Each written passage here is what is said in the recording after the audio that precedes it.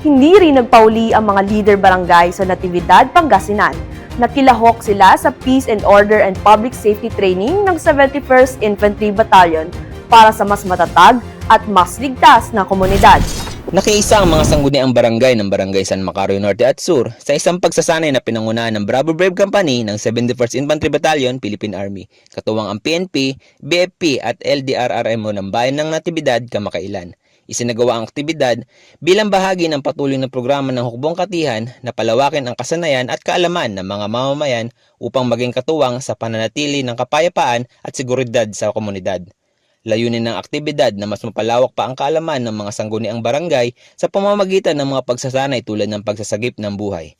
Tinalakay din sa nasabing programa kung paano ang tamang kaalaman sa pag-CPR. Para sa suppression, nagbahagi ng pagtuturo sa knot tying, bandaging, traffic information, arresting technique at pagbabahagi ng kaalaman sa arnest training upang mas lalo silang maging handa sa anumang panganib.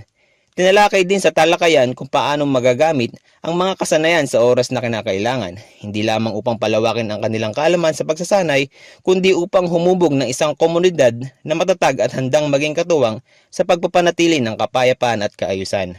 Nais ko lang po sanang magpasalamat sa LDRRMO, BFP, PNP ng Natividad at lalong-lalo na po sa Bravo Company, 71st IB sa pagkandak po ng training na ito.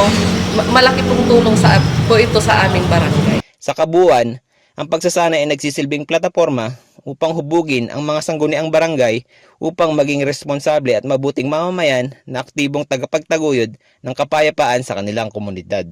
Binigyan diin din ito na ang pagpapahalaga sa buhay, paggalang sa kapwa, at pagiging makabayan ay mga konkretong paraan ng tunay na pagmamahal sa bayan. Sa pamamagitan ng ganitong aktibidad at inisyatibo, patuloy na pinagtitibay ng Hukbong Katihan ang magandang ugnayan nito sa komunidad na nagkaroon ng matiwasay at maayos na pamumuhay. Mula rito sa Pangasinan, ako si Jeric Lauria, ang inyong pamilyang kaugnay para sa matatag na Hukbong Katihan ng Pilipinas.